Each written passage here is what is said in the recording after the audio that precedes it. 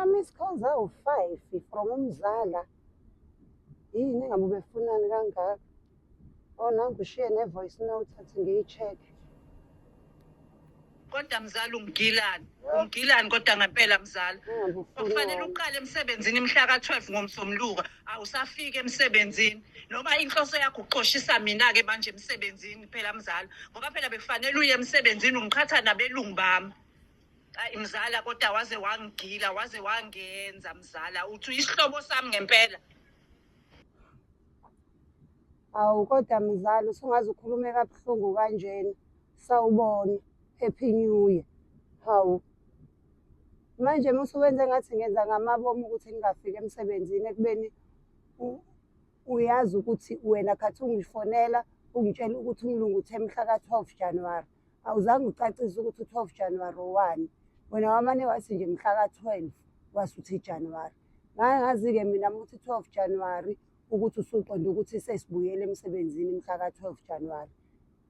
Ngadideka ngingazi noma usho ukuthi sizobe siwu-12 emsebenzini noma ukhuluma ngo-grade 12 noma usho ukuthi sesizophuma ngo-12. Ngadideka nje mzala ngangazi ukuthi ukhuluma ngani. Manje kodwa indlela osukhuluma ngayo angiyithandi ngoba sengingazi ukuthi manje mina ngumuntu ongawuthandi umsebenzi. Ngizoza emsebenzini next week.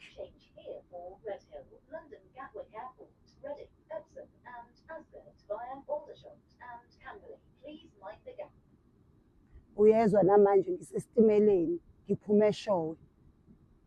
Kuyimanje ngiye ekhaya eThekwini.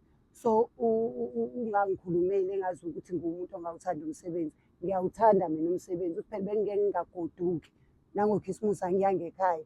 Bengeke ngingayi-ke namanje ngiyocosha iy'busiso. So ngicela mzala bandla uwagwinye amazwi akho.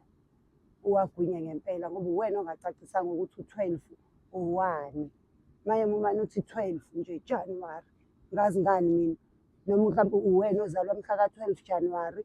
Uyabona nje mzala nawe wangidida imessage yakho ayizange nje ibe clear. Kulungile-ke mzala umtshele umlungu ukuthi ngizonibona ngoMsombuluko lozayo. Uyeke lento yakho yokusaba abelungu. Tshela umlungu ukuthi Monday is me coming.